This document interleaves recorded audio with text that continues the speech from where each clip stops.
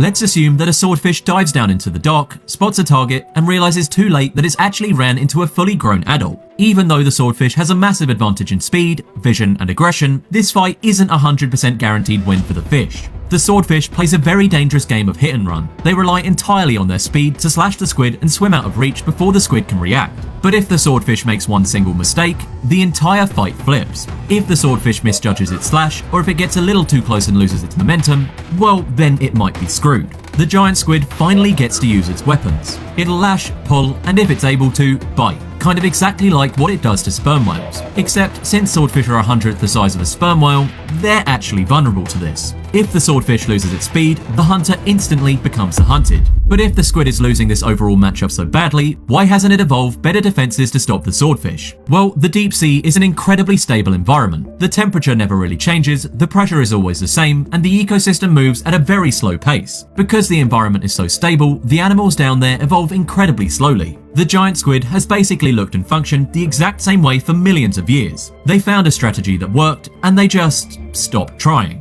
But the surface of the ocean is incredibly different. The surface has things like orcas and tiger sharks. Animals at the surface have to evolve rapidly just to survive. The swordfish is a product of this fast-paced surface evolution. You don't really see anything this fast in the ocean unless it's at the surface. And then, when they take all those surface adaptations and bring them straight into the deep sea, the giant squid never really stood a chance. They're trapped in an evolutionary lag, completely outpaced by a modern surface invader that the deep sea never prepared them for. A lot of us look at the giant squid and we automatically assume that it must be at the very top of the food chain.